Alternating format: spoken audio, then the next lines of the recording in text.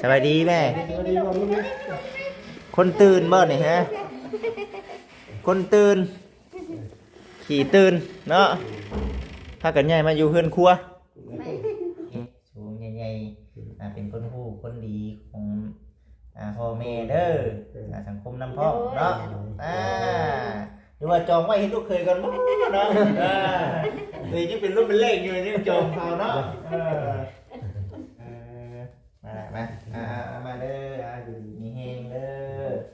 ดีไปน้ำเนาะได้ลูกได้เต้าได้ปูเห็นงานซอยแล้วคนต่อไปไปข้างหน้าเนาะอันนั้นคำซอยแหละดีมีเฮงเดี๋ยวก็ได้สาธุเนาะ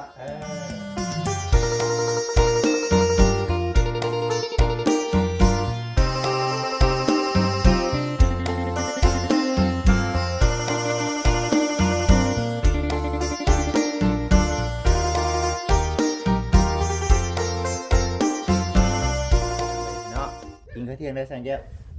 กินแล้วมั้งกินอยู่วันตำมะฮุ่งพักผ่อนเนาะวันนี้เนาะ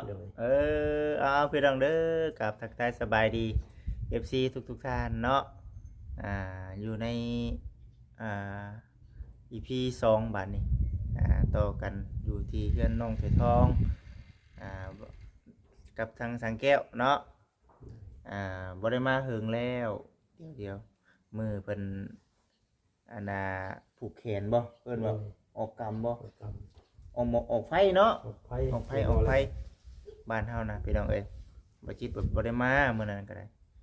มีไผบ่มีผูกแขนให้น้องหยังก็น้องธันวาเนาะน้องธันวาพากันย้ายมาอยู่พี่บ่สังแก้วมันอยู่เคียงทางนึงมากก็มันเสียงรถมันนองคนมันนอนบ่หลับมีแต่มันดีนบ่รถใหญ่มากบูมันอยู่บ่ได้เนาะบุ้มทางเสียงเขตทางเกินไปนอนบนพื้นเนาะนอนพื้นครับติก็เลยต้องย้ายมาเนาะย้ายมาสิก่อนเนี่ยเบิดพ่อเบิดแม่เบิดลูกเบิดเต้าอยู่พุ่นปล่อยให้วัยรุ่นอยู่พุ่นน่ะไปเดี๋ยวเข้าไปหาน้องธันวาเพิ่นก่อนเนาะไปซะพี่น้องเอ้ยคือว่าปิเท่ๆได้เนาะกับน้องธันวาว่าซั่นพี่น้องเอ้ยวันที่2ธันวามื้อนั้นเลยเฮือนชาดันเป็นก็คือ FC เห็นเลยเนาะพี่น้องเนาะงามคือเก่างามคือเดิมพี่น้องเด้อทั้งแม่ลูกอ่อนเพิ่นเนาะเฮ็ดกินหยังเด้นี่ฮะแกงหน่อไม้ยามนี่ก็มีหน่อไม้แกงอันนี้โอ้ยพอแล้วในเฮือนแล้วอยู่เฮือนนะมันโดดได้เรื่องแล้วนะพี่น้องเอ้ยซำนี่ก็ว่าใหญ่เด้นี่เนาะซำปมือก็ใหญ่เด้นะซำปมือก็ได้เด้อเขามาเบิ่งเพื่อนน้องใช่ละบัดนี้บันไดเพิ่นเป็นนี่เนาะเอานี่ก่อนเนาะนี่เนาะโอ้ยจังไดล่ะนี่โอ้ยเป็นแต่ช่างแท้นี่ฮะเอาสบายดีเด้อ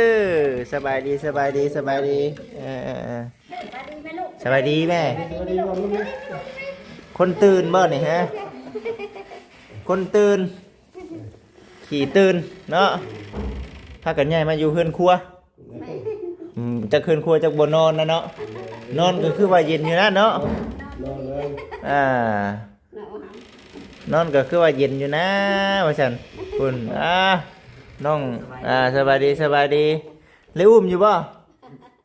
บ่ไปดูมเนาะยังน้อยสำนี่เนอะบ่กล้าเนาะบ่ทันใหญ่บ่เขายังบ่ดาวบายยังก็คือว่าย่านมันเจ็บเนาะก็ต้องเป็นเดือนนึงเนาะประมาณจังมื้อเลย20กว่าวันแล้วเนาะเอาวันที่2เนาะวันที่28โอ้แม่นวัน26เนาะประมาณ26มื้อแนมอยู่บ่เห็นได้ซำนี่เนาะบ่เห็นดอกแต่ว่าแนมคือเห็นไงคือเห็นเนาะคือเห็นจะเห็นเลยเนาะแม่ข่าวธันวาติคือรุ่นไหนเนาะจะขี้ดื้อเด้อใหญ่มานั่นพอเพิ่นเนี่ยเห็ดเฮือนบ่เมื่อตอกขาเฮือนช่วยพอเพิ่นเห็ดเวียกเนาะ ทั้งน้องฉลาดก็ไปเฮ็ดช่วยพ่อเอ่อ อยู่วัดเพิ่น เฮ็ดอยู่วัดเนาะโทรหาน้องเสือทองเพิ่นว่าไปเข้าฟ้าเฮือนว่าซั่นก็เลยว่าอ้าวเดียวอยู่เว้ากับน้องฉลาดกับช่างแก้วก็ได้ดอกว่าซั่นเนาะเอาผายมาดูหาไปน้องอันนั้นไปน้องเอาผายมาด้วยสิผูกแขนให้คนหน่อยนี่สิผูกแขนให้มีอยู่บ่ เนื้อของเจ้า ให้บ่นอน ก็ขึ้นก็หาย ให้สมเด็กน้อยได้เนาะ เล็กน้อยนะ อืม มันนอนอยู่บนนี้แหละ อื มันเป็นกระ ม โปงทะเล ใครดอกมันเย็นอยู่ได้นี่เฮือนนี่เนาะ เย็นอยู่ มันตั้งฮ้อน ฮ้อนบ่ จังหวะจะเสียข้าวนั่นนะ เข้าเด้ออืมเฮ้ยจังไหนไปใช้ มาข้าว เอาเข้าไปใช้ ข้าวมากินเพื่อน โอ้ ข้าวเดินหลังพ้น อ่า ใช้อย่างไหนตัวอันนี้ อันเด้ พากันนอนอยู่นี่ได้นี่เนาะ ทานทำยางนี่ตัวอย่างใหม่ เป็นหน่อไม้หน่อตอกเนาะบ่ให้กินเพิ่นอยู่นี้เนาะบ่ให้กินนี่เนาะหรือว่า เล่นที่นอก เฮ็ดอยู่นอกเนาะ อยู่นอกแล้วเขาเมียนอันนี้ แต่ไฟนี่เข้าใกล้บ่ได้เนาะไฟเนาะ แม่น จุดทานนี่เนาะเขาใกล้บ่ได้เลยนี่ดำบ่เด้อพี่น้องเอ้ยอย่าไปเฮ็ดเด้อน้องฉลาดเออ จุพนว่าวันกันว่าไว้จิปลูกบนดังไผ่นะ พอกระเทิบออกพอดังไผ่ ปลุกออกเทพื้นแต่ว่าบ่เฮ็ดก็บ่ก่อก็ได้ แม่น ต้องเฮ็ดแบบนั้นนะ พอได้ดังไผ่ แม่น อยู่นี่แล้วก็บนนอนเลย เออ แล้วมาหา บ่นอนเฉยเนาะว่าสิเฮือนครัวให้เพราะว่าพากันมานอนเฉยอันนี้เนาะ นอนเฉยอยู่ มันเป็นตานอนติมันบ่เป็นตาเฮ็ดเฮือนครัวเนาะ แม่ พี่น้องเอ้ยเนาะทันวานอนอยู่ในนอกตรงไรเสียงรถ หลักไหลเนาะ โอ้จะให้แง่รถคอดังเลย ตื่น รถลาย บ่ได้มีแต่บ้านเฮาบัดนี้เนาะ แม่ บ่ได้มีแต่บ้านเฮามีบ่คันบ่มีก็บ่เป็นหยังมีอยู่ได้อยู่เนาะได้อยู่มื้อนั้นก็บ่ได้ผูกแขนให้เพิ่นผูกแขนให้ทั้งแม่เพิ่นนำแน่เด้อ ใช้วี อีกวัดวัด ผู้ชมสิให้นะอันนี้นะ ขี้ดื้อ บ่ผู้ชมสิให้แท้นะ ขี้ดื้อคนจะ6 วัน เพิ่นจะ6 วันติ แม่ทั้งตีนทั้งมือเอาไปปุบปักถ้าถึงเดือนจักที่ว่าได้ขี้ดื้อนี่จ้ะ สามีได้ ฉากนี้ ว่าสามีได้เนาะมันได้เกิดจากโอ้บ่ เพิ่นบ่มามื้อนี้เพิ่นขายของทำมาก็โอ้ยคนนั้น มือหนาว หึนกับมันนิดหน่อยครับ มือหนาวเป็นวันลินน้ำแน่ แม่เมื่อหน่าเสียมาเด็ดนะ มือธันวาเนาะ เมื่อได้เบียกได้งานทางนี้เนาะเฮาผ่านมาทางนี้กันยังว่าพาเพิ่นมาเด็ดน้ำเด้อผู้ก็ได้มั้งนี่เนาะ ได้ เด้อเด้อดีๆมีแฮงเด้อใหญ่ไวๆได้เลยเนาะ ใหญ่ไปไว้ ใหญ่ไวสูงใหญ่ๆเป็นคนผู้คนดีของพ่อแม่เด้อสังคมนำพ่อเนาะหรือว่าจองไว้ให้ลูกเคยกันบ่เนาะนี่ยังเป็นรูปเป็นเลขอยู่ยังจองเขาเนาะเราละได้ ใหญ่ไวเด้อใหญ่ไวอย่าหายจริงเด้ แบบนี้แหละกลางคืนกัน เอาทีละบ่นอนปะ มันนอนเล่นอยู่แบบนี้แหละ บางคนก็ให้ดีเด้อว่าซั่นพ่อกับแม่จะจนดำพุ่นเด้เนาะ อันนี้สิไม่ได้ช่วยให้ปันได้ ที่นอนตีอิ่มได้บัดนี้มาละมามาเด้อดีมีแฮงเด้อ แหลง ดี มา ไป ได้ น้ำเนาะได้เต้าได้ปูเฮ็ดงานซอยแล้วพุ่นต่อไปไปข้างหน้าเนาะอันนั้นน่ะคำซอยนั่นแหละดีมีแฮงเดี๋ยวก็ได้สาธุเนาะแนมกล้อง แนวเนาะหักปัญญา สวัสดีก็ สวัสดีก็สวัสดีแม่ซีไว้ สวัสดีไหม มืออันน่ะผูกแขนบ่ได้มาโอ้ยมื้อหน้าก่อนมื้อหน้ามาคือมันผูกแขนให้ตาม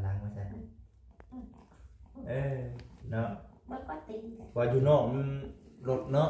ทั้งรถใหญ่รถน้อยแหละจุ่ม โอ้ ทำ ยรถไฟ แล้ว ก็เชียงดังปัด จิกจักแค่นั้นเก่งแค่หาเก่งเงี้ยกันละ เก่งแฮงเนาะ จักจักเลย ว่าขออนุญาตเพิ่นกินนมแม่หรือนมซื้อ ลมสี ชื่อ ซื้อ มัน บ่ บ่กินนมไหน นมแม่บ่กินบ่ มาดูดีเลย บ่ดู มันเป็นหยังช่วงนี้บ่คือเดียวนี้หั่นนะคือมีแต่กินนมอันนี้นะนมแม่ไป เป็น เด้ ร้านบริดูเด็กบางคนดูนมบริกินนมเนี่ย เออ เอาอยากเส้นนมเมก็ฮักแรกอ่ะ ตามยุคตามสมัยมันบ่เนาะตามยุคตามสมัยข้าวตะกี้เฮาเนาะกินนมแม่แล้ว นมแม่ อืม เออชื่อเนาะ ชื่อ เป็นซื้อ กินกิ่งบ่เพิ่นเลย โอ้ กล่องจะได้จังหวัด สี่ เป็นสี นมหยังก่อนเนาะ แม่ ดีเด็กบ่ ว้าวน มหยังติดแต่เย็น เด็กก็เย็น เอ่อ ก็เย็นเบอร์หนึ่ง เอาเบอร์หนึ่งเพิ่นบ่ แม่ กล้องมันเท่าไหร่ก่อนเนาะ แสนสามสิบห้า เสียน35แต่ว่าเพิ่นจะบ่ว่านี่เพิ่นกินในกล่องนั้น 4 วัน 4 วันโอ้ย เดือนหนึง ก็ ก็ เลยเนาะ เดือนหนึงจักสิแม่นเบิดจักกล่อง เดือนหนึงจะว่ามันเท่าไหร่บาทเลย แหนมเลย ลายแล้วสี่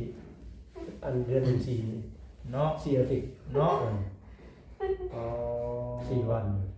จริงใช่ป่ะพอเฮงเด้อนี่คือใหญ่เนาะใหญ่ใหญ่ขึ้นมากคือกินเบอร์กล้วยอีกเป็นบ่ แม่ แม่ อันนี้เด็กน้อยได้เกิดแล้วคือเอาตามเบอร์หนึง เบอร์หนึ่ง แม่ อืมอ่า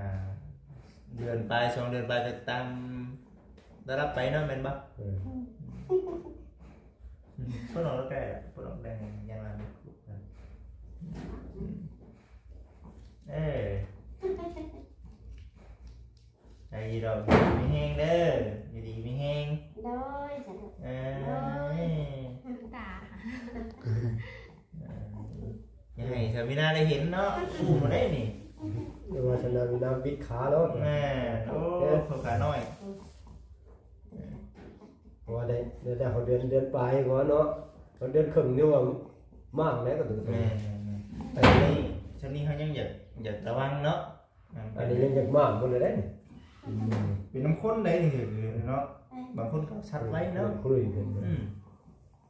แข็งแห้ง มือตะแคงขา แข็งเป็นไง 3 เดือนนี่คือว่าโคตั้งทุกวันเลย ใส่ผ้าอ้อมเนาะมันมาใส่เพิ่นๆป่ะชื่อเลยหาเงินเก่งเด้อเนาะบอกพอวัน บอกว่านะ บอกพอวันชื่อนมชื่อเพิ่นๆเนาะ แม่ เพิ่นๆนี่เดี๋ยวได้เปลี่ยนลูกเยอะบ่ลูกเนี่ย มีเป็นนมจะน้อยเงียงแล้วก็เต็มแล้วก็เปลี่ยนอะไรที่บอก เต็ม เด็กหน่อยเนาะ เต็มบริเวณหันแล้วคนเดียว เต็มแล้วก็ไปอยู่แหละหายเลย คนสุ่มแน่ จบมันบาดเด็กลูกเสียเงินได้ดีเนาะ แม่ มีจะชื่อกับชื่อแหละ คนนะเสียผ่านนะแค่คนนี้ไว้แล้วเนาะสุดเกิดนะเนี่ยระบาดฮะบ่ได้ค่อยนอนเลยดิตะเวนนี่ว่าบัด น นี้ อนช่วงคนนอนก็นอนตื่น สิที่ไหนเมื่อยอยู่บ่เพลงอยู่บ่ลูกเพลงเนาะเดี๋ยวนี้แหละเนาะพอกับแม่เพลงเฮาก็ได้ว่าชื่อดอกพี่น้องไอ้บ่จิตก็ยังบ่ทันได้เคยมีเนาะมีลูกก่อนจะ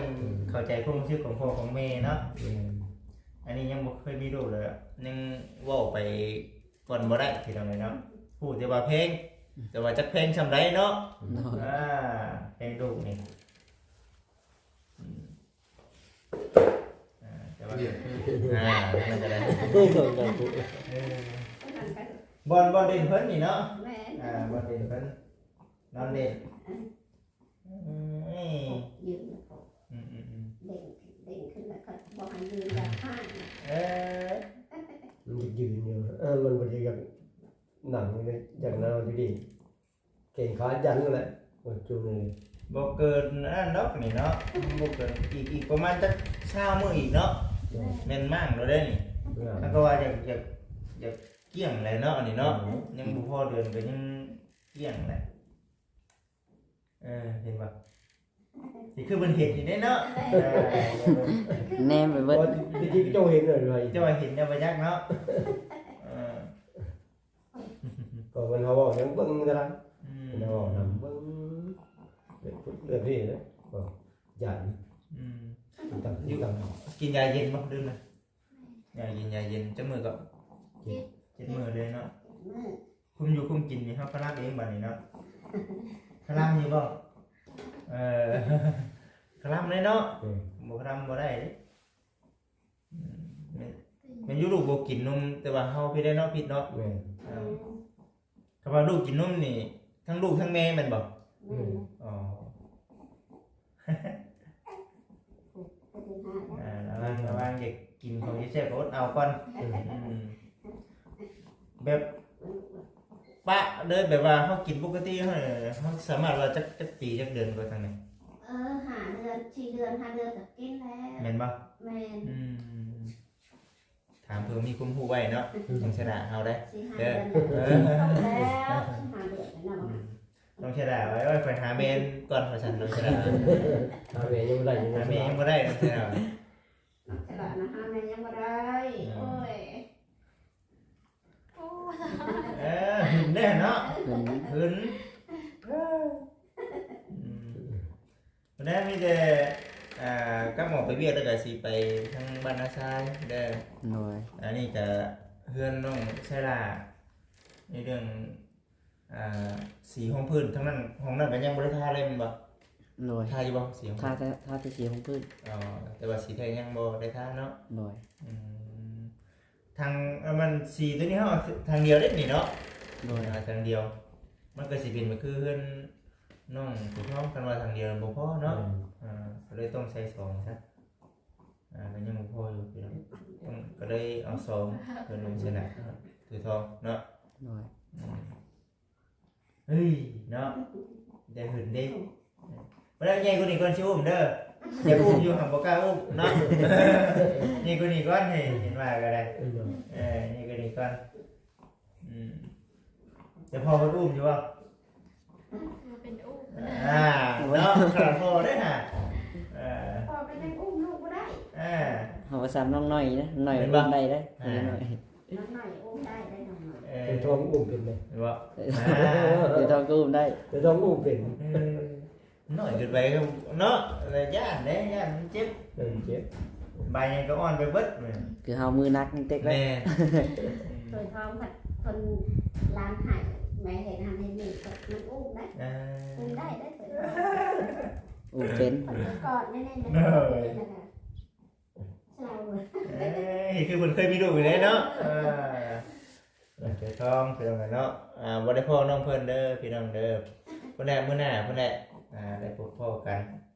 FC เพิ่นก็คอมเมนต์กันเข้ามาอยู่เนาะน้องสลาน้องเสือทองมื้อนี้เห็นน้องสลาก่อนมื้อนี้พี่น้องเอ้ยโอกาสหน้าเพิ่นแล้วเดี๋ยวสิเข้ามาใหม่อีกพี่น้องเอ้ยเนาะมาอีกบัดนี้น้องธันวาเล่นบาทนี่เนาะบ่เห็นเนาะบ่เห็นเนาะเลยเนาะมาเด้นี่ดิมาบ่ได้จนเล่นนี่ว่าก็ได้มาดูแน่ฉันดูได้เบิ่งบ่ได้เด้อสังเกตเด้อเดี๋ยวถ้าหากว่ามีความคืบหน้าอย่างอีกเนาะเดี๋ยวสิเข้ามาใหม่อีกเนาะในการรอคำตอบจากทางทำเมเพิ่นก่อนเด้อน้องสดาเด้อเนาะมีแต่ว่าเฮาเฮ็ดอันน่ะประตูคงให้มันสำเร็จก่อนกล้าว่าสิแล้วอยู่บ่ประตูคงนี่จักว่าแล้วมันมีงบยัดเด้อบ่มีงบแล้วตอนนี้ยันบ่มีงบเนาะสิไม่ต่อไม่ใหม่เนาะเฮ็ดไปได้ตัวเนาะมีใหม่ทำไมเฮ็ดซะนั้นเนาะยากนะบ่มีเนาะมันยังก็ได้ยากนะบ่มีพี่น้องเอ้ยคือเพื่อนน้องๆเพิ่นนี่แหละคันมีนี่ก็แล้วแต่หึงเนาะแม่ๆกันว่าเฮามีเฮาช่วยแม่เพิ่นได้เนาะเฮาก็ มันก็สิแล้วแต่หึงนั่นแหละอันนี้มีแต่แม่เพิ่นผู้เดียวเลยเฮาก็เข้าใจอยู่หั่นน่ะเนาะมันก็เลยแม่นๆ หลัง แม่นนั่นแหละจังหวะเฮาก็อยากให้มันเลี้ยวอยู่พี่น้องเอ้ยเนาะแต่ว่าก็คือว่าแน่แหละของแต่ละอย่างอุ้ยแพงครับจับบายหยังก็เงินด้ามแสนนี่บ่กล้าเฮาเลาะตลาดเนาะแต่ข้าวตะกี้เงินแสนหนึงเลาะนี่ก็โอ้ยเนาะแม่นซ้ำสิชื่อ ซื้อก็ได้หลายอย่าง แม่นชื่ออันเดียวก็เนาะไปแป๊บเดียวเรียนแสนหนึงน่ะอยากนอนแล้วนะหาย อยากนอนแล้วบ่บ๊ายบายเด้อบ๊ายบายไปบ๊ายบายบ๊ายบาย เฮ้ยเนาะ ไปใส่ต้องใช้ไหนกับสังแก้วเด้อสบายดีสบายดีโอเคพี่ต้องไปก่อนไปเด้อน้องเด้อไปเด้อโอเค เดินทางปลอดภัย เช่นกันกะสีประมาณนี้แหละพี่ต้องเอ้ยเนาะทางบุจิตเองก็สิได้เดินทางไปเบียกต่อก่อนพี่น้องเอ้ยเนาะนี่เด้เพื่อนน้องเพิ่นเนาะถ้ามีสีก็สวยงามเนาะเพื่อนน้องเพิ่นก็เช่นเดียวกันพี่น้องเนาะถ้ามีสีนี่ก็งามเลยเดี๋ยวพังเบิ้งพี่น้องเนาะถ้าหากว่า FC ผู้รักผู้ใหญ่หลายท่านเนาะอยากจะช่วยน้องเพิ่นนี่ก็ทำบุญเองก็ยินดีพี่น้องเนาะเป็นสุขพันบุญให้มีแต่ว่าอะไรก็เดี๋ยวบุญสิมาอีกเทื่อเด้อพี่น้องเด้อเนาะภาษาพี่น้องเด้ออยู่ดีมีแฮงเด้อเนาะสบายดีพี่น้องเอ้ย